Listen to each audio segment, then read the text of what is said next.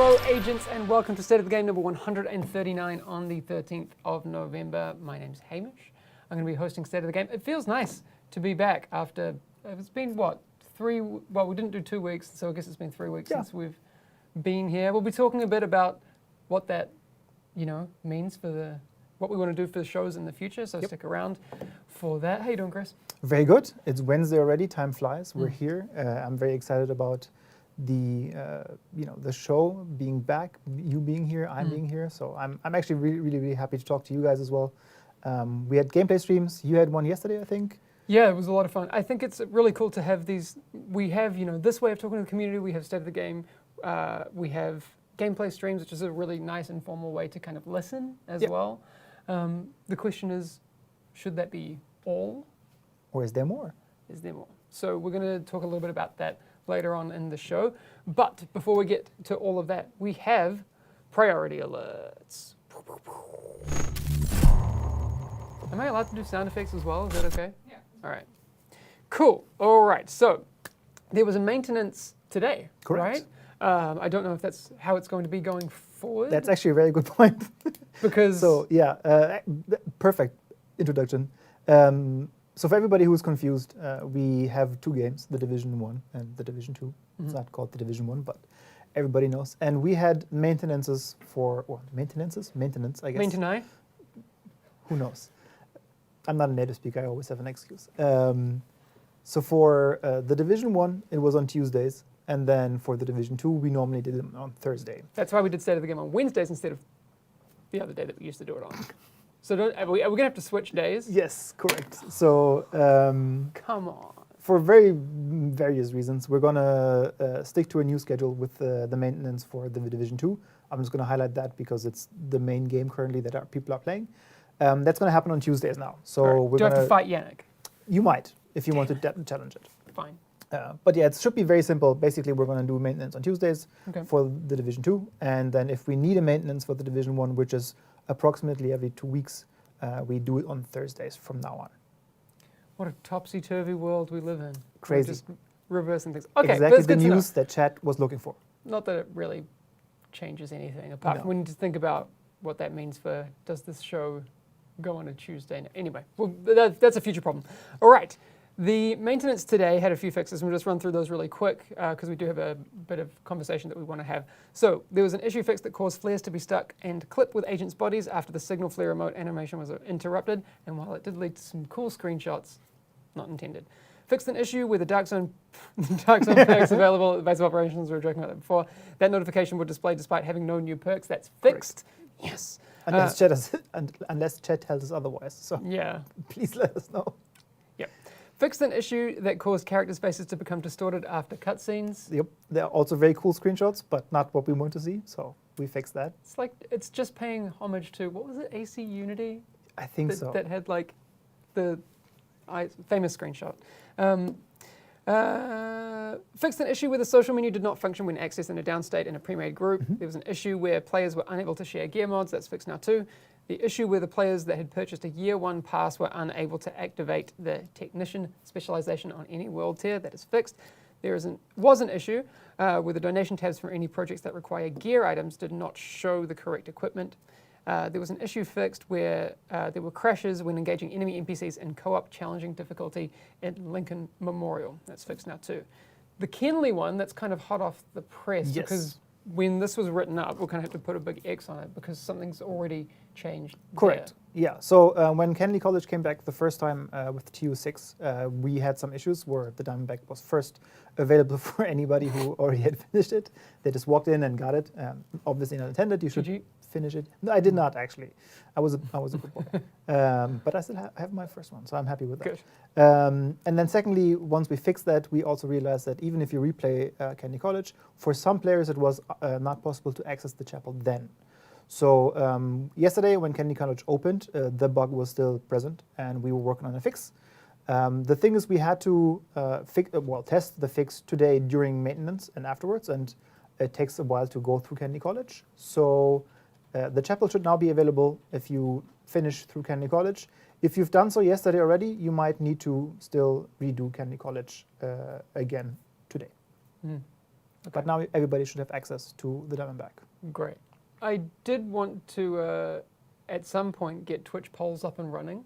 And it seems chat is already discussing who would win in a fight, me or Yannick. What's your take? You're from like the southern hemisphere, I think, right? Like, so I think you have some tricks that we don't know here in Europe. So, you know, you'll probably win. All right, I'll take it. If anyone would like to join us on a pay-per-view fight night situation right here in For the the State of the Game championship Room, belt. Yannick versus Hamish, the SmackDown. Yes. No, I would never hurt that man. I love him too much. Did you, though, hear that there's transpo to Candy College available? I did. And it's gonna What's still be happening with there. that one? It's unfortunately still there, Okay. from what I know. All right. So It's not Taurus, game breaking. It's just one of those annoying I mean, it's ones, one of right? those annoying things, right? Exactly. Like, and it shouldn't be in there. The issue with those things is that we find the one bug that is causing it, and we're fixing this, and then we just assume that it's fixed, and then we go live, and it's like, hey, this is still not fixed, and we're like, oh, so it's something else. Hamish, Yannick, 5 votes. So apparently Yannick's beating me by a factor of 5 to 1. Is that what Wow. you're saying? Why? Wow. Is it the beard? I mean, this is weak, admittedly, but But your tats are cooler. yeah, but but Bond did point out that you're taller. I am slightly taller than Yannick. That's true. I can confirm that. I would go Hamish. Thanks. I've got to say that though. Yeah, it's true. All right, no, we're off topic. Balancing. So negotiator's dilemma in PvP has been one of those things Yes. that we want to talk about. Correct. Getting exploded, just like that is probably not the Grenades raining. the Yeah. nicest way to go down. How are we addressing negotiator's dilemma Yes. in PvP? So I know that Frederick already talked about it on Twitter, I think, saying like, hey, we're looking into this, and obviously we are aware.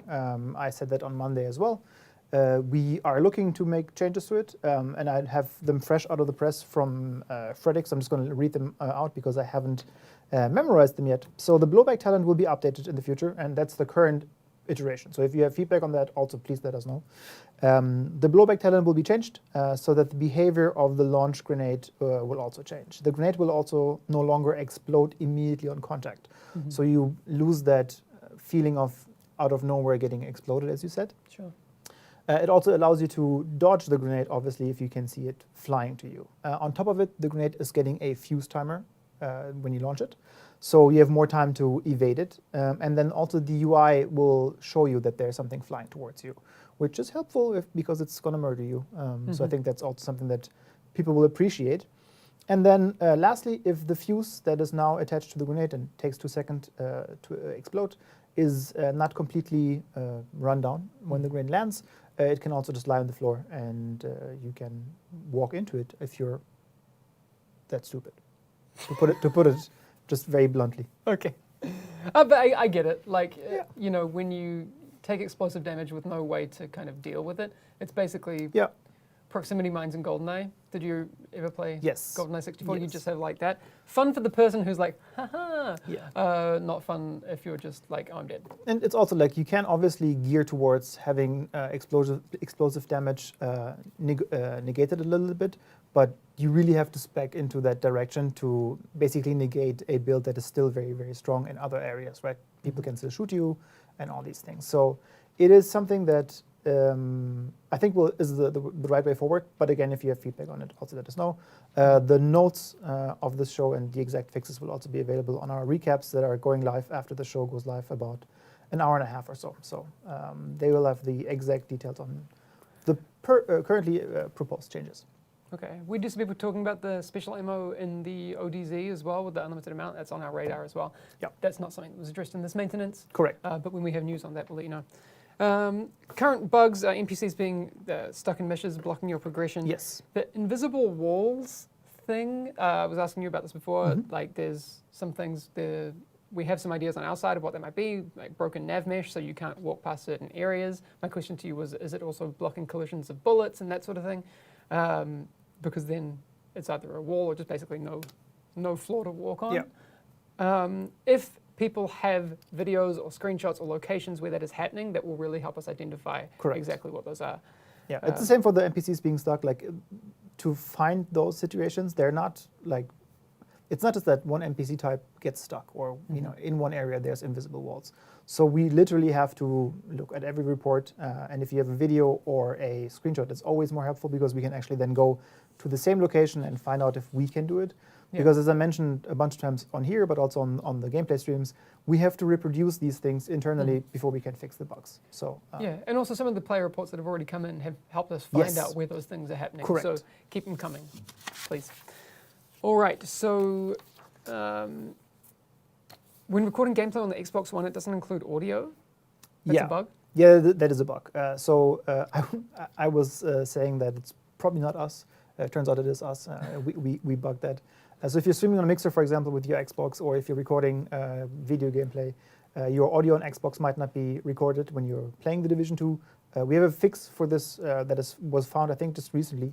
Okay. And we're hoping to put that into the next update that is coming soon, hopefully. And that will probably focus also on bug fixing and some of the balance changes that we just talked about. Okay. What can you also tell us about the apparel, like the free apparel that's out in Yes. the world not being collectible? Yeah, so that was a very longer topic for us. We know that players have been reporting that as soon as launch that they just stopped getting free apparel.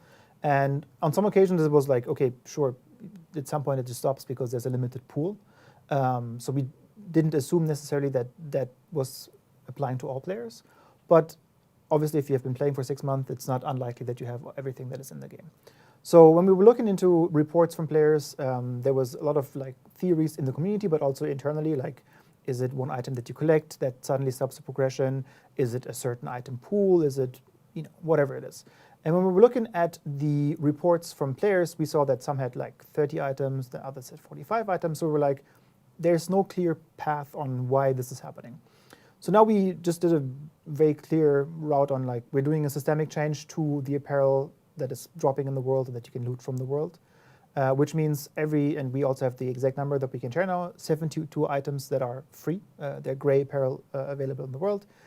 The fix will make it so that all of these items, no matter how many you have currently, will be put into the pool.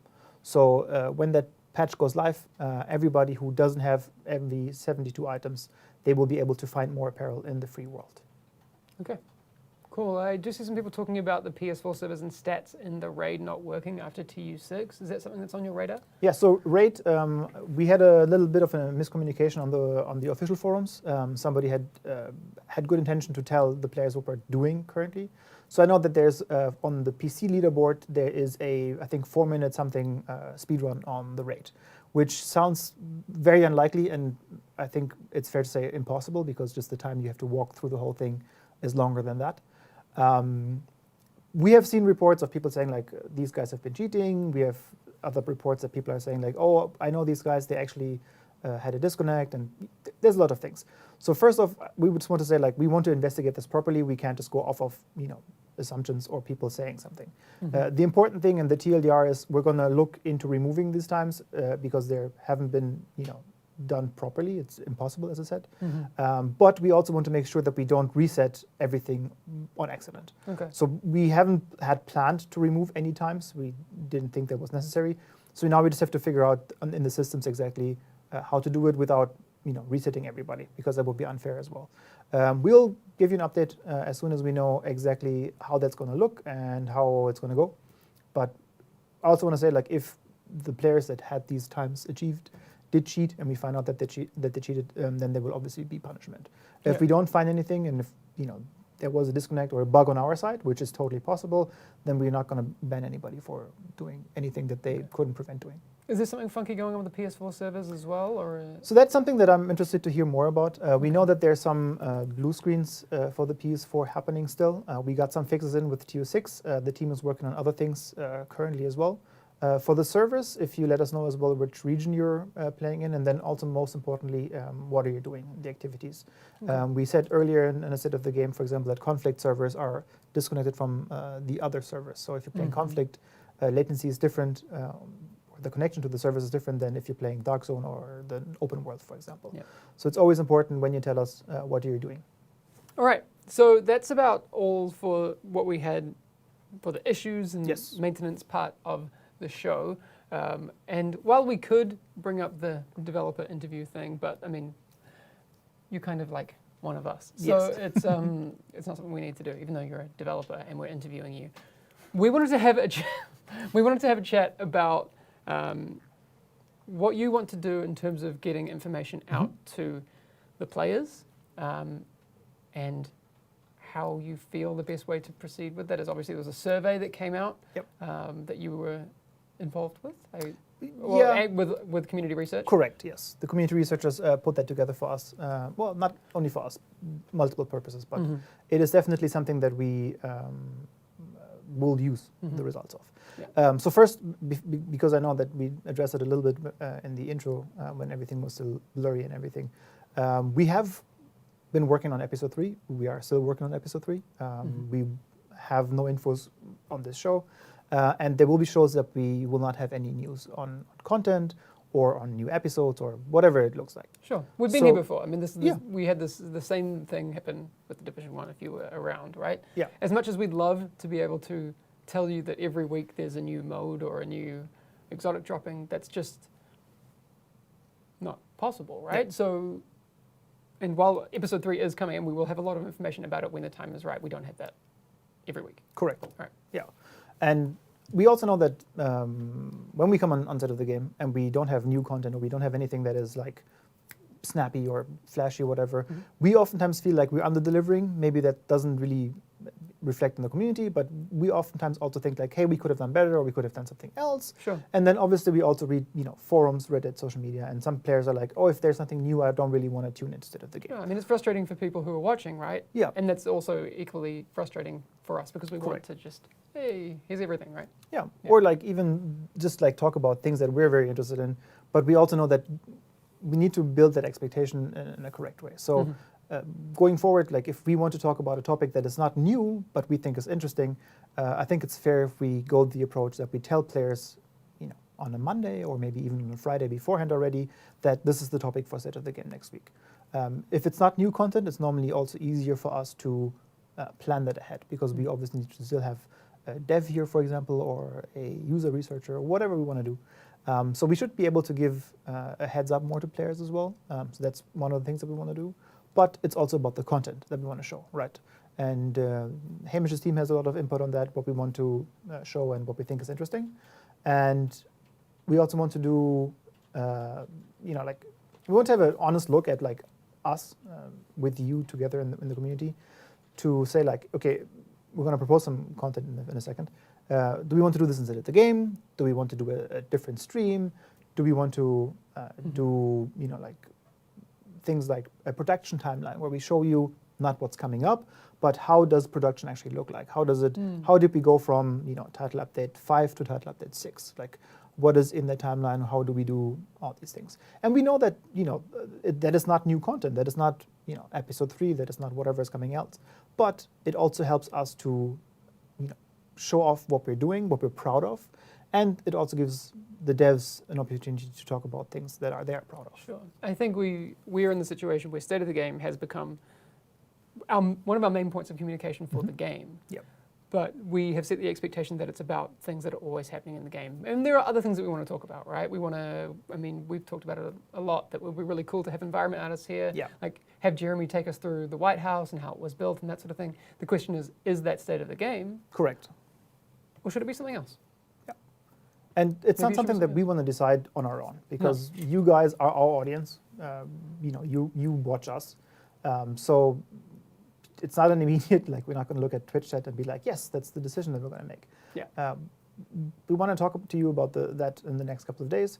And also more importantly, like what would you like to see? Is there things that you ever wondered about the production of State of the Game, for example? Like how does the streaming room look? How do we set up a stream?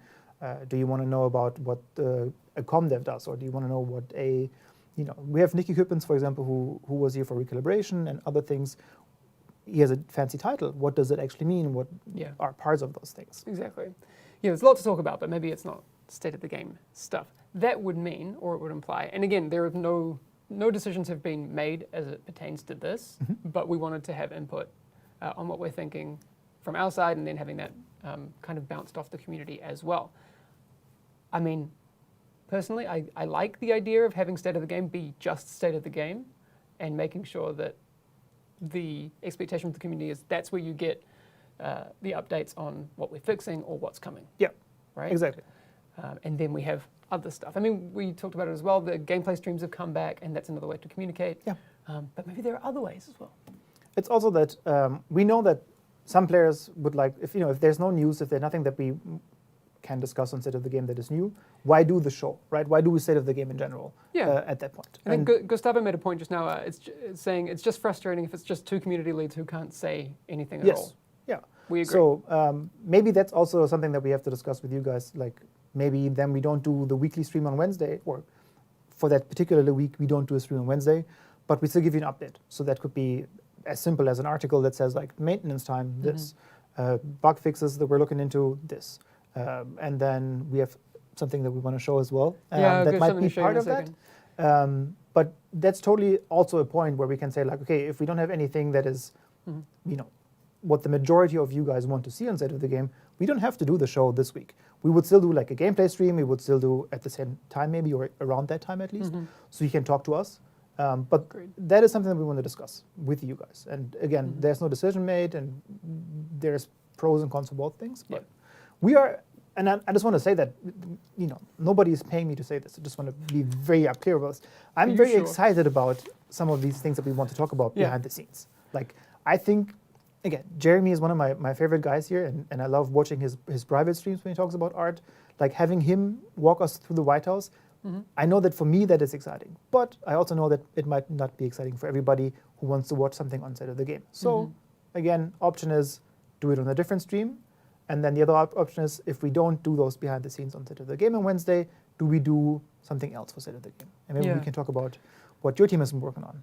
Sure, I think if we were to do something like a White House tour or an art demo, I mean, people might remember back in the Division 1, Jeremy and I actually did a behind-the-scenes art stream, which was really, really cool. And that was kind of the thinking behind this. The benefit of separating out that behind-the-scenes content that isn't critical, time critical for the game experience, but is also really interesting to people who love the Division. Yeah. It's hard to do it on the State of the Game because you don't have much time. Correct. We could potentially, let's say, hypothetically, get Jeremy in and do a 3-hour stream, right? But if we untether it from State of the Game, that's possible. But right now, we don't have that option. Yeah. Yeah. I'm into that. Yes, me too. I'm totally up for those things. I'm throwing ideas at you without asking you if that's okay. But I would love to do that. It's Jeremy's time, so I don't really mind. Yes, South Stand seems to like the idea as well. Appreciate it. You mentioned it before. So we've also been kind of thinking of different ways to communicate. You mentioned like State of the Game might just be an article one week. Yep. It could be videos, or the podcast could even be brought back.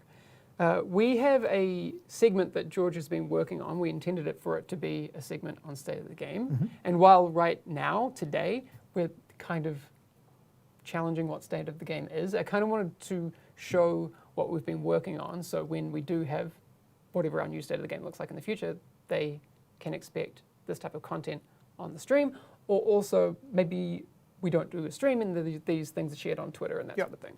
So people might remember back in Division 1 we did some dev Q&A stuff. I liked the idea because it gave us the opportunity to talk to different devs who you might not have seen before, although I realize this video is devs you have seen before, but bear with me. We're going to ignore that fact. The burden to bringing someone on the stream is quite high. Yes. Right? And sometimes a developer interview of 15, 20 minutes is not really warranted. Yeah. So imagine we really want to answer a question. What's happening with the invisible walls? We can go and ask someone and get an answer for you a lot faster. And that could go up on Twitter, and it could also be in the stream. Anyway, so this is going to be, I guess, a pilot preview of what we wanted to do for a new developer Q&A segment. And we even have like a little graphic, in which I realize I've introduced the whole thing now, so we'll show it anyway. Yeah. So the developer Q&A, it's, I think, really important, again, because you get different developers, you get different questions, and they don't necessarily need to be tethered to the stream. Yes, and it's also not us just rambling around the written down notes. They actually have the knowledge about what's going on. So exactly. If Frederick was here, or somebody else who changed the negotiator's dilemma, they actually would have more information than just what I wrote down on the notes. Cool. All right, let's take a look at it. And George made these, so give him a clap. Please show the video. Thanks.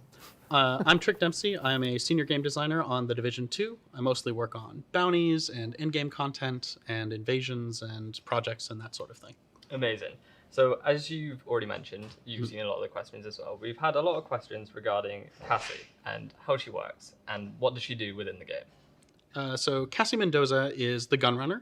She appears on a day and a half and daily cycle and gives a wide variety of weapons and gear and stuff to the player available in her shop. She's tightly related to Jared Nash, the Snitch. In order to find Cassie Mendoza, you have to speak to the Snitch, and he will tell you either where she currently is or where she will be appearing next. However, she operates on a schedule that says for 32 hours, she is relocating. She can be found nowhere inside of the world, and then for 24 hours after that, she will be at a set location for that full 24 hours. This 32-hour, 24-hour system alternates constantly, which is really convenient because a week is 168 hours long and it divides into it evenly. So she's gone for a day and a half, she's up for a day, and ad nauseum on repeat. My name is Nicky Kuppens, and I'm a senior game designer on The Division 2. So the reason I'm speaking to you today is you would have seen that there's a lot of discussion about the 3 blueprints that were removed in Title Update 6. Is there anything you can tell me about that? Yeah, those blueprints that we removed were part of the original implementation for upgrading your specialization sidearms. Because you get them at low gear score, we wanted to give you an option to upgrade those. So that was what those blueprints were for. But later we redesigned how the specialization skill trees worked, and we decided to basically make the upgrading part of that. So those 3 blueprints are just completely redundant because you don't need them anymore. They're not used, so we just hit them for now. Good job, George. Clap. And I didn't. I'm a fan. Yes, me too. It's nice because people are sick of us talking. And you could Rightly even so. see half of George's face, I know. which It's a made really- me really happy. It's a really pretty left side of his face. Yeah. You look good, man. No, so if you do have feedback on these types of things and the ways we want to shift around the way that we communicate, I mean, the end goal for us, and correct me if I'm wrong, is that we can get more dynamic information out in an easier, more accessible Correct, way, yeah. right? And also have different ways to address you and talk with you. Yeah. And we know that state of the game is very important to a lot of you, and it's very important to us as well. But we also want it to be an experience that all of us like and share. Yeah. So I think these videos, as an example, would also be very great for social media on a Monday or on Tuesday. So it doesn't have to be on Wednesday. So I think that's what it boils down to. Let's find out together what we all would like, and then we can adjust. We can do it. We can. No, I'm excited. I think that's all we really had to mention today, but if you do have feedback on this whole thing, please let us know. Forums, Reddit, all of that. Keep chatting to us and letting us know what you think. Agent highlights. Have you Yes. seen any of these ones yet? I have not, no. I was in Right. meetings for 6 hours a day. Yes. Part of the conversation could be, for example, does Agent Highlights make sense more as a YouTube video or a social asset? These are all the things we need to confront Yes. now.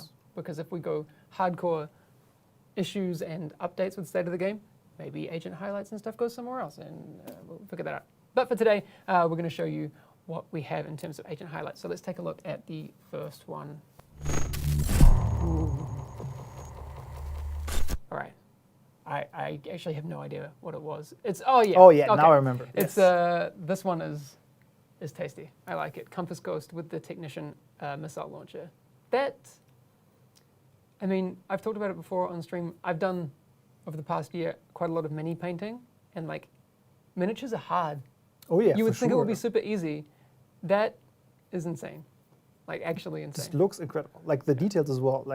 Again, it's as you say, miniature, right? So having all these details on there, even text and all that stuff. I personally couldn't do it. I'm super clumsy and I'm not patient at all with these things. So Yeah.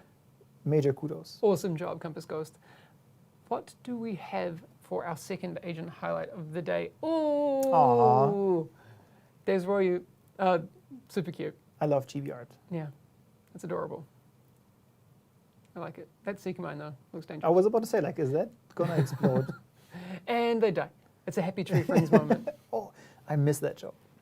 Oh, I don't know. Happy Tree Friends always kind of just like made me want to vomit. And for the third one, what do we got? Memes. Coyote. Yes. I love it. So Grand Eric's Wood. I can't No, bring it distinguish back. exactly. What Trying to hide you. Yeah. Hide me? Don't we have a button for that? You can get rid of us. I did not know. I think it's one of those ones. We'll play around with it. I think we made a button to get rid of us so you can see the rest of the image. Maybe not? No? All right, it's So fine. if you're not in the meme-verse, obviously this is the cat and woman reference, but it's fantastic. I love that, especially because that for me that quote is so memorable as well. It's pretty iconic. I like it. All right, I think that's all for today, man. Ella couldn't hide us. Oh, she's making us bigger now again. Ella's going to be streaming tomorrow, correct? Yep. Can you do that? Yep. All right, and then you doing? No. No, Johan is doing Friday. Is Johan or Karina? No, Karina was doing Monday. So we were doing double shifts. I was first, and then Karina came in. I like it. Johan should be scheduled for Monday.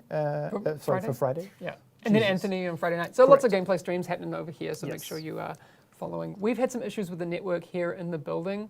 Right now, it seems like it has been super stable, so apologies for on gameplay streams when we've been having some issues. We've been working with IT on making sure that that's a little bit better, but we'll do our best. All right, thanks you very very much. Yeah. And we will see you again soon, but you'll want to stay posted on Twitter about when those things are happening. Correct. Because we don't know if there's going to be one next week. You Up don't to know? us, up to you, up to It's everybody. not up to me. No, it's a collaborative Okay. effort, right? So, I mean, it could be. I up was to like, you. do I have to make a decision? We can bake a cake. Okay. It's division. Great. stuff. All right, we'll see you again real soon, but make sure you come back for the gameplay streams. Yes. And here are this week's The Division 2 photos. All right, Thank you, guys. bye.